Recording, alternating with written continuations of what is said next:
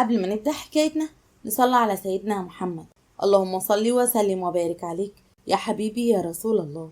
القصة دي بقلم الكاتبة المبدعة سعاد محمد. كانت واقفة سوسكا شرشوحة برخصة دولية، لسانها أطول من كورنيش اسكندرية، شغالة كاشير في سوبر ماركت.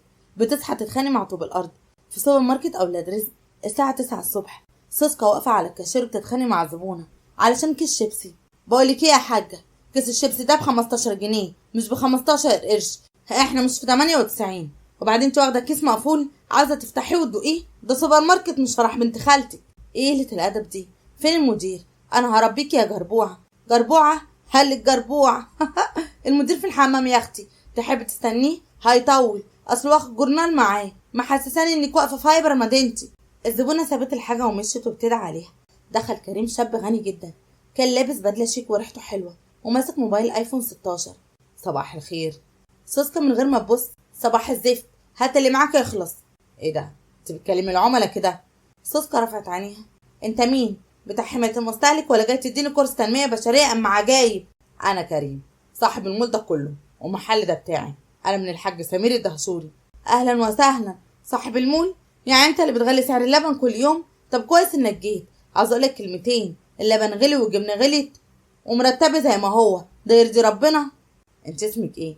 اسمي سوسكا. ويعني هترفدني يرفدني، انا اصلا زهقت من الشغلانه دي، كل يوم اتخانق مع 50 واحد. لا مش هرفدك، انت عاجباني. نعم عاجبك ازاي؟ تشرب حاجه على الصبح؟ لا بجد، اول مره اشوف واحده بلسانك ده وبتقولي الحق. انتوا مش زي البنات اللي اعرفهم اللي كلهم حاضر يا كيمو تؤمر يا كيمو. لا انا هقول لك يا كيمو برضو بس بطريقه تانية. يا كيمو اللي فاكر نفسك في مسلسل تركي، انت ديتك قلم واحد وحياتك يخليك تبرطم بالافرنجي. كريم ضحكة واحد مجنون، اول مره واحده تهزقه ويفرح. انا معجب بيكي وعاوز اخرج معاكي.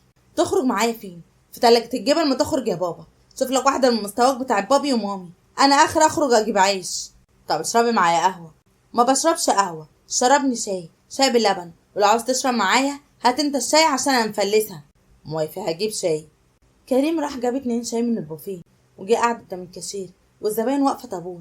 انت قاعد فين؟ قوم يا عم، انت قافل الطريق، الناس عاوزه تحاسب. خليه مستنى، انا صاحب المكان، وصاحب المكان يقعد ممدد في نص المحل. قوم يا كريم قوم، بدل ما اقوم اجيب لك الامن يطلعك بره محلك. كريم قام وهو مبسوط كأنه عمره ما اتهان كده قبل كده. طب عدى عليك بعد الشغل. تعدي عليا فين؟ انت فاكرني واقفه في موقف؟ انا بروح بدري، عندي غسيل. هستناكي. استنى براحتك، انا بروح من الباب اللي ورا. سوسكا خلصت الشيفت بتاعها وطلع من الباب اللي ورا، لقى كريم واقف بعربيه مرسيدس اخر موديل وفتح الباب زي الافلام. اتفضلي. ايه ده؟ انت بجد استنيت؟ انت فاضي بقى؟ ما عندكش حاجه تهببها؟ عندي بس انت اهم. لا يا شيخ. طب بص، هتركبني العربيه دي يبقى تقولي هتوديني فين. اي مكان انت عاوزاه. وديني عند امي، بتخبز عيش زمانها مهضوده فيه. تعالى شيل معانا او ينوبك ثواب بدل ما انت عامل زي فرعلص كده. موافق جدا. سوسكا اتصدمت عشان كانت فاكراها هيقول لا. طب بتهزر؟ هتيجي تشيل عيش؟ شيل عيش. ركبت معاه وهي مش مصدقه. راح عند امها. ام سوسكا ست قصيره وتخينه ولسانها اطول من بنتها. اول ما شافت كريم: مين ده يا سوسكا؟ خطيبك؟ لا يا ماما، ده صاحب الشغل جاي يشيل العيش معانا. يشيل عيش؟ ده شكله عمره ما شاركس جوافه. لا اشيل يا حاجه. فين العيش؟ جوه في الفرن سخن مولع. كريم دخل الفرن حار نار وطلع بصينيه عيش سخن وايده اتلسعت. سخن قوي. يا حبيبي اتلسعتي يا بطه؟ معلش اصل العيش بيعض. اديله مرهم يا سوسكا. مرهم ايه يا ماما؟ ده عاوز تلج، ده اول مره يدخل فرن، انا عارفه بيطلع لي منين الهم ده. كريم طالع ايده حمرا بس مبسوط. ايه تاني عاوزه اشيله؟ لا كفايه، انت كده عملت اللي عليك. خد لك رغيف سخن بقى عضعض فيه. كريم خد رغيف اكله وهو سخن واتلسع تاني. الله، ده جميل قوي. انت غريب قوي على فكره، انت غني ومعك فلوس، ايه اللي جابك عندنا؟ قلبك جابك تشيل عيش؟ قلبك ده ايه؟ جاك وجع في قلبك. كريم وصلها البيت لما امها تخلص. بيت سوسكا بتشعبي، دور ارضي قدامه قهوه. شكرا انك وصلتني، يلا روح بقى، كفايه لازقه النهارده، الصراحه جلطتني. بكره استناكي تاني. يا عم ارحمني، انت لازقه كده ليه؟ انت غيره. انا بحب اللزق وانا بكرهه. بكره الرجاله اللزجه اللي فاكرين نفسهم رومانسيين. طب اعمل ايه عشان ما تكرهنيش؟ مفيش، انا كده لساني متبري مني ومش بطيء حد، ولو عاوز تطفش من دلوقتي اطفش عشان اطلع عينك وعين اللي خلفوك. مش هطفش، انا بحب التحدي والصراحه حبيتك من اول نظره. تحدي؟ طب تعالى لي بكره وانا اوريك التحدي على اصوله، هخليك تكره اليوم اللي شفتني فيه. موافقه، استناكي. سوسكا دخلت البيت وهي بتبرطم. الواد ده مجنون، مجنون رسمي، غني ومجنون، تركيبه زي الزفت. بكره هعمل فيها عمايل، هخليه يرجع بطن امه. تاني يوم الصبح سوسكا صاحيه بدري لابسه عبايه سودا ومحضره خطه. سوسكا بتكلم نفسها، انا هبدا معاه اختبار الغسيل، هخليه يغسل سجاد البيت كله، لو غسله يبقى مجنون فعلا. نزلت السوبر ماركت لقيت كريم واقف قدام الكاشير ولابس جلابيه بلدي. اللي انت لابسه ده؟ جلابيه، اشتريتها عشان اشيل معاك عيش تاني. قلت البدله هتتوسخ. يا لهوي، جلابيه ب5000 جنيه؟ دي الجلابيه ولا بدله فرح؟ يا ريتك فضلت بالبدله. يعني عجبتك؟ لا ما عجبتنيش، شكلك زي المعلم شلاطه. مين شلاطه؟ واحد كان بيبيع كرش عندنا بس مات، الله يرحمه. ما انت هتحصله ما تقطعش. بقولك ايه، انت فاضي النهارده؟ فاضي ليكي. طب تعالى ورايا، عندنا سجاده عاوز يتغسل، 4 سجادات كبار بتوع العيد، وامك داعيه عليك لو غسلتهم هفكر اعبرك، قصدي احترمك. موافق. فين السجاد؟ عندنا في الحوش، يلا. واخدته وراحت بيها على الحوش. الحوش مليان ميه وصابون و4 سجادات كبار قد العربيه. يلا يا بطل وريني شطارتك. كريم شمر الجلابيه ونزل في الميه وبدا يغسل السجاد تقيل قوي وهو بيقع كل شويه. سوسكا واقفه بتضحك. اغسل كويس يا كيمو من تحت لفوق. ايوه كده، يا لو انت وقعت في الميه ايه اللي هتتوكس. كريم وقع في الميه. السجاده بتزحلق، اعمل ايه؟ ما هي بتزحلق عشان على صابون، انت فاكرها بتزحلق عشان بتحبك؟ ام سوسكا طلعت من البلكونه. مين ده اللي بيغسل السجاد؟ ده كريم بتاع العيش. اه يا ماما، كريم جاي يتدرب عشان يفتح مغسله. طب خليه يغسل كويس، السجاده الحمراء في بقعه كشري من 2019. حاضر يا طنط، هغسلها بايديا واسناني. فضل كريم يغسل ساعتين لحد ما السجاد بقى يبرق وهو هدومه كلها ميه وطين. خلاص كفايه، انت نجحت في اول اختبار بس لسه بدري، الاختبار الجاي خليك تبيع هدومك. انا جاهز اي اختبار. بجد؟ طب استعد عشان اللي جاي ثواب. سوسكا بعد ما كريم غسل السجاد اتجننت، ازاي غني وغسل سجاد، وقررت تعلي ليفل وكريم لسه لابس الجلابيه المبلوله ومبسوط. بص يا كريم، انت امبارح عديت اول اختبار اللي هو اختبار السجاد، وده كان تسخين يعني زي اللي قبل الماتش. كريم بينشف الجلابيه. تسخين؟ ساعتين في المايه تسخين، امال الماتش ايه؟ سوسكا مكر. الماتش انك تروح السوق. السوق انهي سوق؟ سوق التلات. سوق الخضار بتاعنا سوق كبير زحمه وريحته طماطم بايظه، وكل الستات هناك لسانه زي كده، وهتروح لوحدك تجيب لي قايمه طلبات. سهله، هاتي القايمه. سوسكا طلعت ورقه طويله عريضه. خد كيلو طماطم جامده مش طريه، وخيار بلدي مش صب، وبتنجان اسود حش مش قلي، وملوخيه خضرا ورقها عريض، وفرخه بلدي وزنها 1.5 كيلو بالظبط، مش 1.4 كيلو، ولو جبتها 400 هرجعك. الفرق بين 400 و500، الفرق اني هشرشح لك في نص السوق. يلا، ومعاك 200 جنيه بس، ممنوع تدفع من جيبك. عاوز اشوف شطارتك في الفصال. 200 جنيه والقايمه دي عاوز 500 على الاقل. اتصرف، انت مش غني؟ الغني بيعرف يفاصل. حاضر هروح. كريم اخد الورقه وال200 جنيه وراح سوق التلات. سوق زحمه موت، ناس بتزعق وتكاتك وريحه سمك، وهو داخل بالجلابيه اللي لسه مبلوله. الناس بتبصله كانه ممثل. واحده بتاع الطماطم، تعالى يا عسل، طماطم حمرا زي خدك. بكام الكيلو؟ ب20. عاوز كيلو جامد نشتري. جامد؟ انت عاوز طماطم ولا زلط؟ كريم اختار طماطم وحطها في الكيس وراح لبتاع الخيار. الخيار البلدي بكام؟ ب15. لا غالي ب10. 10 يا استاذ، ده بلدي مش مستورد. 10 وانا هاخد كيلو. يا عم روح، انت شكلك بتاع مناهده، انا جاي من طرف سوسكا. الراجل اول ما سمع الاسم اتلبش مكانه وكانه اتلبس.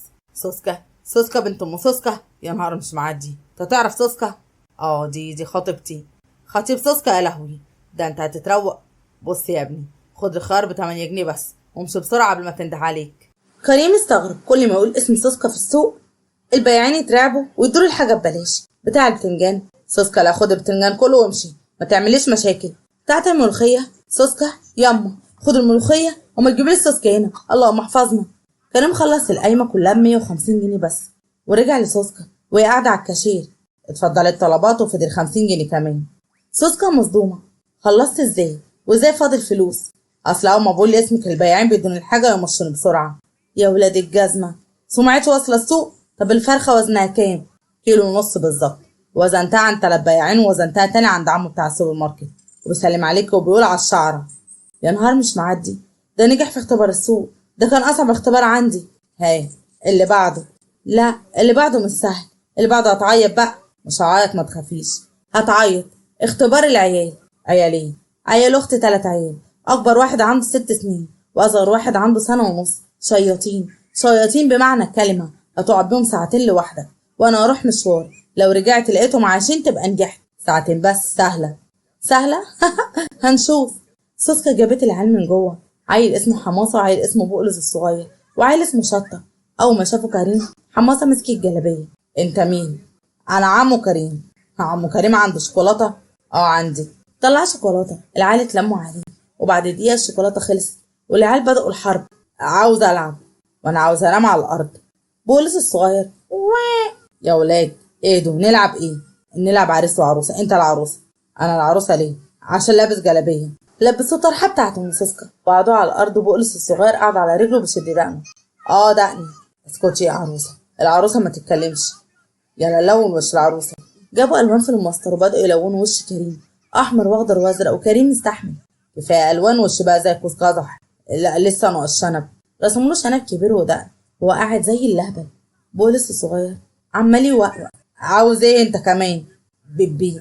بيبي ايه؟ يعني عاوز يغير. يغير ايه؟ البامبرز. يا نهار مش معدي بامبرز. انا عمري ما غيرت بامبرز. انا غيرهولك. انت عندك 6 سنين هتغير بامبرز؟ اه بغير لاخويا كل يوم. حماسة جاب بامبرز جديد وكريم شايل بولس الصغير وهو مقروف وبيغير له وهو مغمض عينه. يا ريحتكم. ريحتكم فظيعة. استحمل. دي ريحة الرجولة استرجل. بعد ساعتين سوسكا رجعت لقت المنظر. كريم قاعد على الارض لابس طرح وشه متلون وشايل بقلص الصغير وحماصة شطة نايمين على رجله. يا لهوي اللي انت عامله في نفسك ده. انا كنت بلعب معاهم عريس وعروسة. عروسة؟ انت عروسة يا فضيحتي. المهم نجحت. نجحت ازاي؟ ده العيال دول ما حدش بيستحملهم ساعة. انا استحملتهم عشان خاطري. سوسكا سكتت شوية. قوم اغسل وشك شكلك يقرف. حاضر. كريم قام يغسل وشه وسوسكا قعدت جنب العيال وهي مستغربة اول مرة تشوف راجل يستحمل كل ده وما يمشيش. ايه ده؟ مين اللي كان بيغسل السجاد ومين اللي كان بيلعب مع العيال؟ كريم يا ماما. كريم تاني؟ الواد ده شكله شريكي. ده غسل سجاد وراح السوق وغير بامبرز. ده كده فاضل يطبخ المحشي. لا يا ماما محشي لا، ده اخر كارت عندي. هتعملي في ايه تاني يا بت؟ اخليه يطبخ محشي. 3 كيلو محشي لوحده لو طبخه يبقى مجنون رسمي. وساعتها اقف معرفش اعمل ايه. يا بت ده شكله بيحبك بجد وانت عماله تبهدليه. بيحبني ازاي؟ ده شافني مره. الحب من اول قلم. تنسي ابوك اول لما شافني كنت بضربه بالشبشب في السوق واتجوزني. يا ماما ده كان زمان. دلوقتي ما فيش كده. فيه. الواد ده فيه ولو طفشتيه هتندمي. مش هطفشه. انا بختبره عشان لو هيكمل مع واحده سنه طويل زيي لازم يستحمل. انا مش هتغير ولا هو عاوزك تتغيري. هو حبك كده. سوسكا سكتت وكلام امها دخل دماغها بس كبرت. لا لسه اختبار المحشي لو نجح هفكر. تاني يوم كريم جه السوبر ماركت لقى سوسكا محضره حله كبيره وكرنب وفلفل وبتنجان. ايه ده؟ محشي 3 كيلو. هتطبخه لوحدك النهارده هنا في المخزن. لو طلع حلو هديك جايزه. جايزه ايه؟ هبطل اشتمك يوم كامل. يا جايزه كبيره موافق بس انا عمري ما طبخت محشي. يوتيوب موجود اتعلم. كريم دخل المخزن وفتح يوتيوب وبدا يلف محشي. اول صباع طلع قد دراعه لان صباعه فك. تالت صباع وقع في الارض. سوسكا بتبص من بره. ايه كريم خلصت؟ كريم بتوتر. بخلص اهو. الصباع بيجري مني بس. بيجري؟ لف جامد يا خايب زي ما بتلف ورق الفلوس. بعد 3 ساعات كريم طلع بالحله. الحله شكلها غريب. المحشي كبير وصغير بس ريحته حلوه. اتفضلي دوقي. سوسكا دقت واحده. حلو والله. حلو. طب ازاي؟ عملته بحب. حب ايه يا ابو حب؟ انت حطيت سكر بدل الملح في الاول وعدلته. عرفت منين؟ عشان طعمه مسكر شويه بس حلو. نجحت تاني. سوسكا كانت بتضحك من جواها بس من بره عامله جامده. وكريم كان تعبان بس مبسوط انه كل مره بينجح وهي مش عارفه ان كل اختبار بيخليه يحبها اكتر. وهي بدات تستغرب اصراره ده. بعد اختبار المحشي سوسكا بقت في ورطه. كل الاختبارات الصعبه كريم عداها. غسل سجاد سوق عيال محشي ولسه واقف. وسوسكا بدات تتوتر وده باين عليها في الشغل وفي السوبر ماركت. سوسكا واقفه على الكاشير بتكلم نفسها. الواد ده معمول له عمل.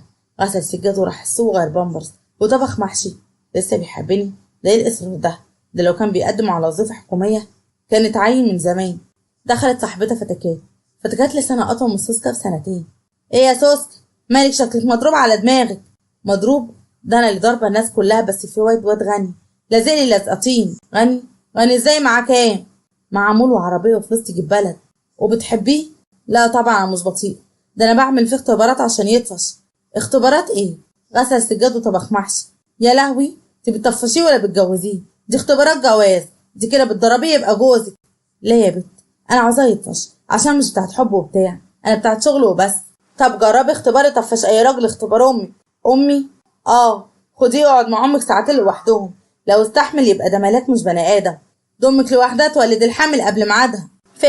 فكره جامده، امها تطلع عينه. سوسكا راحت لكريم اللي كان قاعد في المخزن بياكل باقي المحشي اللي هو عامله. كريم. ايوه يا سوسكا. عايزه حاجه اعملك محشي تاني؟ لا، عاوزاك في مشوار، هتيجي معايا البيت تقعد مع امي. اه مع طنط موافق، طنط بتحبني. بتحبك؟ ده تحبك او النهارده، اصل امي عندها حكايات كتير وهتقعد تحكي لها كلها.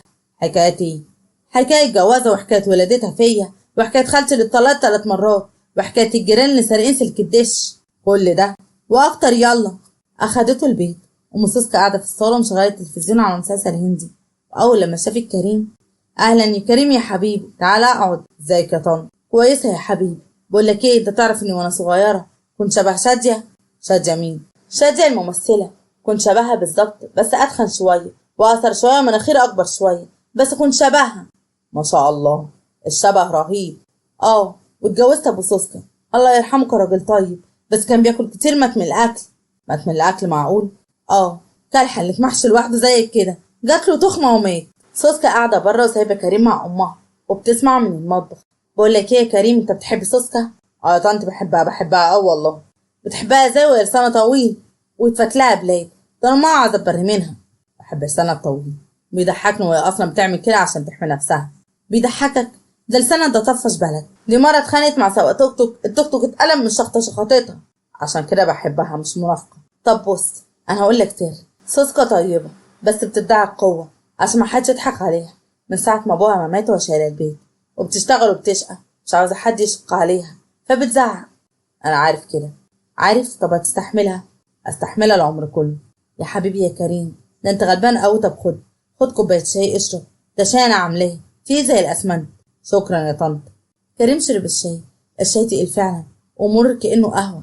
جميل قوي يا طنط.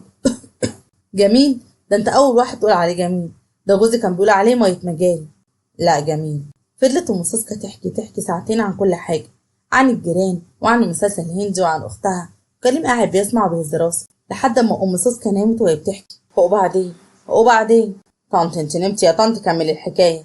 سوسكا دخلت لقت امها نايمه وكريم قاعد مبتسم. سوسكا بصدمه: ايه ده؟ امي نامت؟ اه، وهي بتحكي لي عن خالتك اللي اتطلقت راحت في النوم. يا لهوي، ده استحملت امي ساعتين وما مشيتش ونيمتها كمان. طنط طيبه قوي. طيبه؟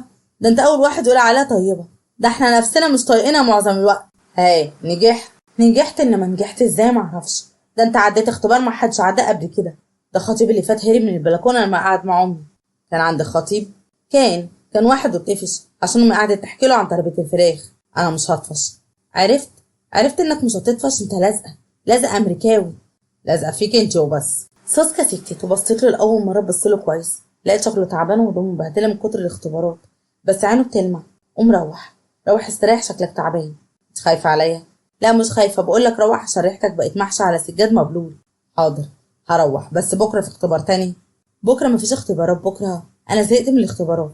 زهقت يعني هتوافق تخرجي معايا؟ اخرج معاك فين؟ انت كل مره بتتبهدل. مره واحده بس، نخرج خروج عاديه من غير اختبارات، من غير سجاد، من غير محشي. خروج عاديه زي ايه؟ سينما. نروح سينما؟ انا بقالي 3 سنين ما دخلتش السينما. طب حلو نروح. سوسكا فكرت شويه. ماشي بس بشرط، انت اللي هتدفع وتجيب لي فشار كبير وبيبسي كبير، واقعد في نص الصف، ولو فيلم وحش اقوم اشتم ممثلين بصوت عالي براحتي. موافق على كل ده. بجد هتستحملني نشتم في السينما عادي كده؟ هشتم معاكي. سوسكا ضحكت اول مره تضحك قدامه ضحكه حقيقيه، مش ضحكه شرشوح. انت مجنون والله، مجنون بيكي. بطل كلامك الحلو ده، بيوترني، وانا اصلا طايقاك بالعافيه. حاضر ابطل، بس هتيجي بكره؟ هاجي الساعه 7 عند السوبر ماركت. تمام. كريم مشي وسوسكا قاعده لوحدها وامها لسه نايمه. سوسكا بتكلم نفسها: يا بنتي يا سوسكا، ايه اللي بيحصل لك؟ الواد ده شكله كويس. لا فوق، ده اختبار جديد. في اختبار السينما هوريه الشرشحه على اصولها في السينما، هخليه يندم انه عزمني وتحرج عشان يبعد عني. بس من جواها كانت مبسوطه انه مستحملها، ومبسوطه انه لسه موجود ده كان اول مره تحس ان الاصرار بتاعه مش رخامه، ده حب. بس هي لسه مش عاوزه تعترف. اليوم الموعود جه، يوم السينما. سوسكا لابسه احلى حاجه عندها، عبايه جديده وطرحه جديده واول مره تحط روج، وكريم واقف قدام السوبر ماركت لابس قميص وبنطلون وغسل العربيه وجايب ورد بلدي عشان عارف انها مش بتحب الورد الغالي. اتاخرت ليه؟ اتاخرت 5 دقايق بس. وبعدين يا بنت البنت لازم تتاخر، ولا انت عاوزني اجي بدري واقولك اتاخرت ليه؟ لا براحتك، انا ما قلتش حاجه. شكلك حلو قوي النهارده. حلو ازاي؟ يعني كنت وحشه قبل كده؟ لا كنت حلوه برضه، بس النهارده احلى. ايوه كده تعادل. وبعدين إيه الورد ده؟ جيب لي ورد؟ ده فكرني افرح بالورد يعني. هو مش عاجبك؟ لا عاجبني، بس ما تتعودش، انا ما بحبش الرومانسيه الحمضانه دي. اخدت الورد وهي مبسوطه وركبوا العربيه وراحوا السينما. سينما كبيره، اول مره سوسكا تدخل سينما زي دي. يا لهوي، السينما دي كبيره قوي، الشاشه قد الحيطه بتاعتنا. عجبتك؟ اه، بس الفشار فين؟ هجيب لك اكبر فشار. جاب فشار كبير وبيبسي كبير، ودخلوا الفيلم. فيلم رومانسي، بطل وبطله بيحبوا بعض. سوسكا من اول الفيلم، سوسكا بصوت عالي. ايه ده؟ بيعيط ليه؟ هو كل واحده تسيبه يعيط؟ ما تسترجل ياض. الناس بتبص عليها. شش يا بنتي انتي، وطي صوتك يا سوسكا. اوطي صوتي ليه؟ هو انا في عزل فيلم وحش؟ البطل في الفيلم: انا بحبك ومش قادر اعيش من غيرك. يا حبيبي يا مسكين، ومغسله سجادتين وانت تنسى الحب. الناس بدات تضحك عليها، وكريم بيضحك معاها ومش مكسوف منها زي اي واحد تاني كان هيتكسف. عندك حق، المفروض كان غسل سجاد زيي، كان زمانه قاعد معاها بياكلوا فشار. شفت؟ انت بدات تفهمني. في نص الفيلم سوسكا اندمجت وبدات تعيط عشان البطله سابت البطل. يا حرام، سابته ليه كده؟ ده كان بيحبها. انت بتعيطي؟ لا مش بعيط، الفشار دخل في عيني. فشار في عينك الاتنين؟ فشار شرس بيجي مع العينين. كريم طلع منديل واداهولها وهي مسحت دموعها. الفيلم ده حلو على فكرة، بيفكرني بينا ازاي؟ يعني واحد غني وواحدة سنة طويل وبيحبها وبيطلع عينه. مش قصدك علينا احنا؟ لا مش قصدي في الفيلم، في الفيلم يا غبي. خلص الفيلم وطلع. سوسكا عينيها حمرا من العياط. ايه رايك نروح ناكل؟ ناكل فين؟ اي مكان تحبيه. ودينا عند مطعم الكشري اللي عندنا، اللي في السوق ب15 جنيه. كشري بعد السينما؟ المفروض اوديكي مطعم غالي. لا انا عاوزه كشري، المطاعم الغاليه دي اكلها قليل وغالي، انا عاوزه اشبع. موافق يبقى كشري. راحوا محل الكشري، محل صغير زحمه وريحه دقه، وقعدوا على ترابيزه بلاستيك وطلبوا 2 كشري. ازيك يا سوسكا؟ مين ده؟ ده كريم خطيبي. الكلمه طلعت منها فجاه، هي نفسها اتصدمت وكريم اتصدم اكتر. كريم بصدمه: خطيبك؟ اه لا انا قصدي يعني صاحبي، زبون عندنا في السوبر ماركت بياكل كشري. اهلا وسهلا. احلى طبقين كشري لاحلى عروسين. مش عروسين، احنا بناكل بس. قعدوا ياكلوا وسوسكا بتاكل بسرعه وكريم بيبص عليها. سوسكا، انت قلت خطيبي من شويه. قلت كده عشان الراجل ما يسالش كتير، انت عارف بتوع الكشري رغايين. لا انت قلتها من قلبي. قلبي مشغول بالكشري دلوقتي والله، سيب قلبي في حاله. سوسكا، انا عاوز اسالك سؤال. انت اللي كنت بتعملي فيا كل الاختبارات دي عشان اطفشك. طب انا طفشت؟ لا. طب ليه؟ سوسكا سكتت شويه. عشان انت غبي ومش بتفهم اني مش عاوزاك. لا انت عاوزاني بس خايفه. خايفه من ايه؟ خايفه تحبيني عشان فاكره ان اللي زيك ما ينفعش يتحب، عشان لسانك طويل وعشان شرشوح. وانا فعلا شرشوح، وانا بحب الشرشوح. بحبك انت بلسانك الطويل وبزعيق وبتبتك اللي مدارياها. سوسكا عينيها دمعت تاني، بس المره دي مش من فيلم. انت عبيط على فكره، عبيط قوي. حد يحب واحده بتشتمه كل يوم وبتخليه يغسل سجاد ويغير بامبرز؟ انا عشان انت الوحيده اللي ضحكتني من قلبي من ساعه ما شفتك وانا بضحك، وانا عمري ما ضحكت كده. وانا كمان من ساعه ما شفتك وانا بطلت اتخانق مع الزباين كتير، بقيت اضحك. امي بتقولي مالك بقيتي هاديه كده ليه؟ يعني ايه بقى؟ يعني ايه؟ يعني بتحبيني واضحه. لا ما قلتش بحبك، امال ايه؟ يعني موافقه اخرج معاك تاني من غير اختبارات، وموافقه تبقى خطيبي لو عاوز، يعني لو مش هتندم. هندم؟ ده انا هطير من الفرحه. كريم امن على الترابيزه في نص محل الكشري والناس كلها بتبص ومسكت سوسكا. تتجوزيني يا سوسكا؟ يا لهوي، في محل الكشري؟ انت بتشهر بيا. قوم اقعد، الناس بتبص، انا ليه سمعتي. الناس في المحل: وافقي يا سوسكا وافقي. بتاع الكشري: وافقي يا سوسكا، ده جايب لك ورد وبياكل معاك كشري، دي لقطه دي. اوافق ايه؟ ده محل كشري مش قاعة افراح الزمرده. هتتجوزيني ولا لا؟ هتجوزك يا زفت، هتجوزك بس بشرط. شرط ايه؟ تغسل السجاد كل عيد، وتطبخ محشي كل جمعه، وتسمع حكايه امي كل يوم، وتستحمل لسان الطويل العمر كله. موافق على كل ده. ما تخلينيش ابطل شرشحه، عشان لو بطلت شرشحه هموت. لساني بيحميني، واذا كان عاجبك مش هتغير عشان حد، حتى لو انت. عمر ما اخليك تبطلي، ده انا اتجوزتك عشان كده. سوسكا ضحكت ضحكه كبيره والناس كلها سقفت في محل الكشري. ام سوسكا اللي كانت ماشيه وراهم في السر سمعت الزغاريت ودخلت. في ايه؟ سوسكا اتخطبت يا حاجه. ام سوسكا بصدمه. اتخطبتي لمين يا بيه؟ دي كريم يا ماما. كريم بتاع السجاد؟ ايوه طنط انا. يا الف مبروك يا ولاد. طب هاتولنا كشري ببلاش بمناسبه الخطوبه. ببلاش؟ ده انتوا هتفلسونا زي ما فلست السوق. الكل ضحك وسوسكا وكريم قاعدين ايدهم في ايد بعض وهي لسه ماسكه طبق الكشري. بقول لك ايه يا كريم، من النهارده مفيش اختبارات، مفيش شرشحه. لا الشرشحه موجوده، ده اساسي بس من غير اختبارات. هشرشح لك بحب من الحته الشمال دي. وانا موافق شرشحيني بحب العمر كله. يا حلاوه، بقيت تقول كلام حلو. اتعلمت منك. من انا؟ اه اتعلمت ان الحب مش كلام حلو. الحب ان تستحمل اللي بتحبه زي ما استحملت سجادك ومحشك وعيال اختك وامك.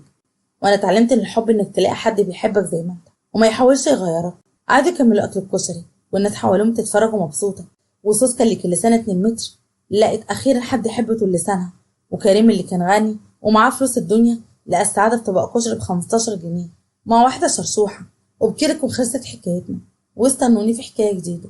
ما تنسوش اللايك للقصه والاشتراك في القناه وتفعيل زر الاشعارات عشان يوصلكم اشعار بكل قصه جديده بنزلها. السلام عليكم ورحمه الله وبركاته.